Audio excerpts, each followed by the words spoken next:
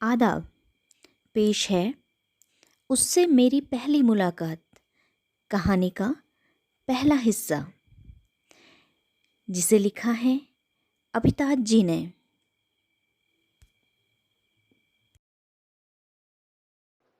ملک میں چھپی تھی وہ کوئی گیت گا رہی تھی، بہت میٹھا مدھر کشش بھرا کشش بھرا تھا وہ گانا۔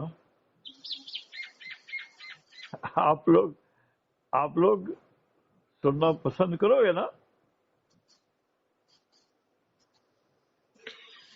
پھر یاد کوئی آ رہا ہے، آج بھی میں کیا کروں، کوئی نہیں ہے دور بھی یا پاس بھی، میں کیا کروں۔ مسوری کی عالیشان پہاڑیاں، ہلکی سی پرت دوریا برف کی، اور چیڑ کے اونچے لمبے آسمان چھوتے گولاکار جھرمٹ بنائے ہوئے پیڑ، اور ان پیڑوں کے نیچے خود کو خود میں ہی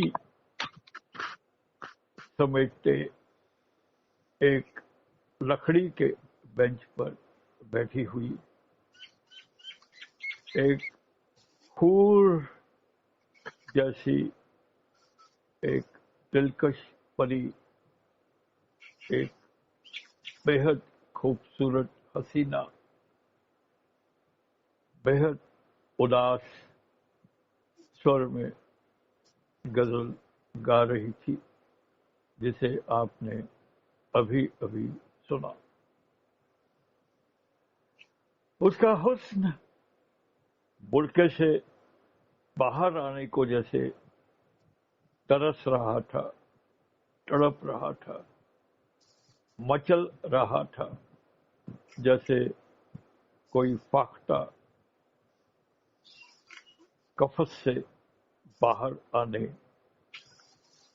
کی لگاتار کوشش کر رہی ہو۔ اس کی مین سی کاجل کھچی آنکھیں بند تھیں، پر اچانک کم کپانے لگی، جیسے اسے پتہ چل گیا کہ کوئی اور بھی اس کے آس پاس موجود تھا۔ آپ پوچھ رہے ہو میں وہاں کیا کر رہا تھا؟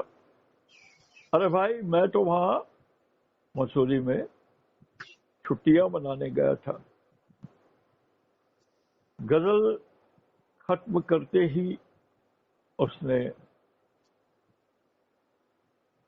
برقع اٹھایا، میری اور غصے سے دیکھا، کھول کر دیکھا، اور چلائی، لا حول ولا قوت، اللہ قسم بے حد بدتمیز ہیں آپ، میرے اتنے قریب آ کر بیٹھ گئے چپ چاپ، اور مجھے پتا بھی نہیں چلا۔ میرا خاوند آس پاس ہی ہوگا، شکاری ہے موا، آپ کو دیکھا تو سیدھے گھٹنے پر گولی چلا دے گا۔ آپ کا تعارف دینے کی زحمت فرمائیے گا جناب۔ وہ تہذیب سے شرماتے ہوئے بولی۔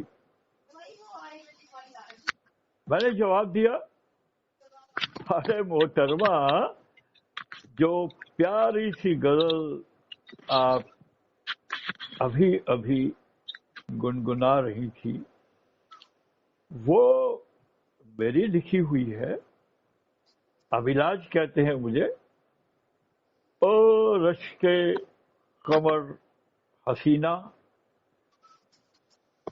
سنتے ہی وہ اپنی جگہ سے فوراً اٹھ کھڑی ہوئی.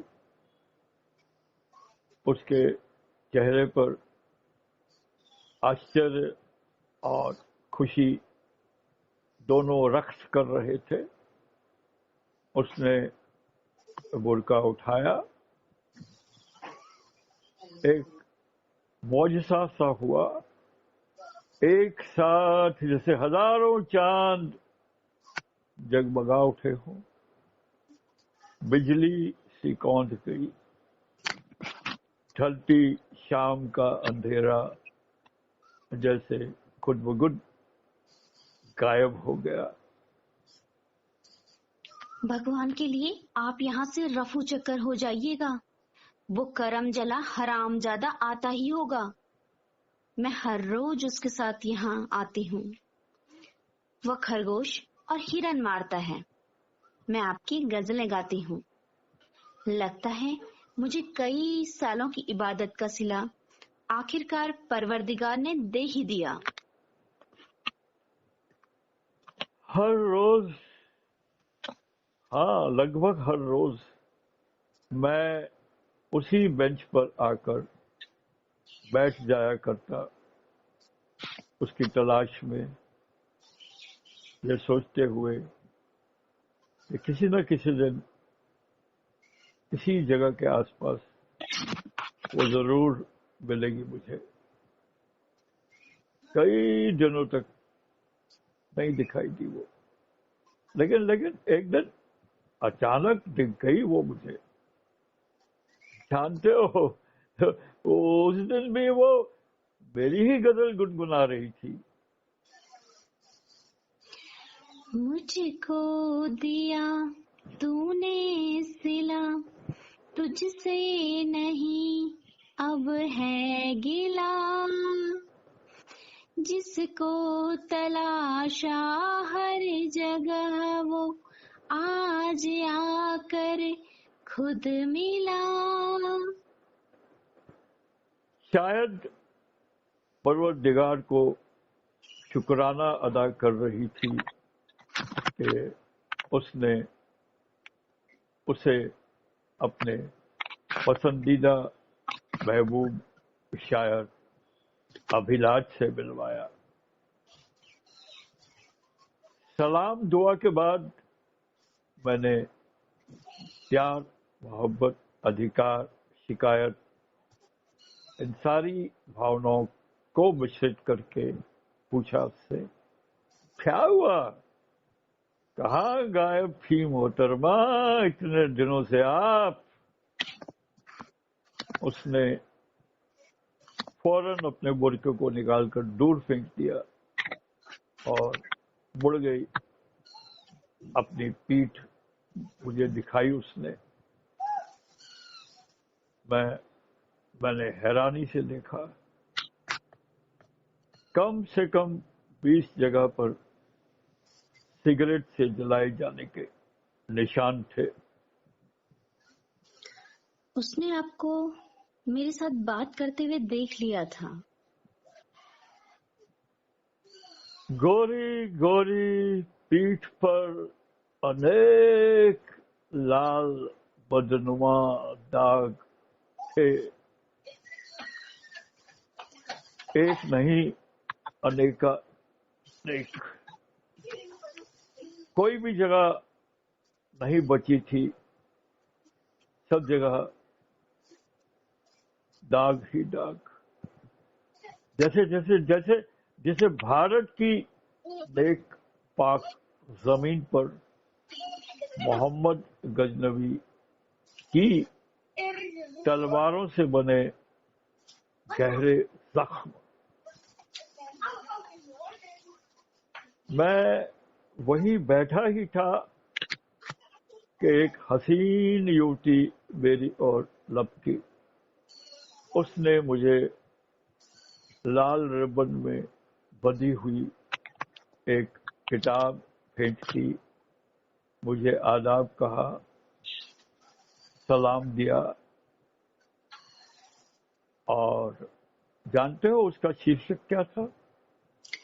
सपनों के राजकुमार, गजलों के बादशाह अभिलाष साहब की चुनिंदा गजलें। वो आपसे बेइंतहा मोहब्बत करती आ रही है जनाब, कॉलेज के जमाने से।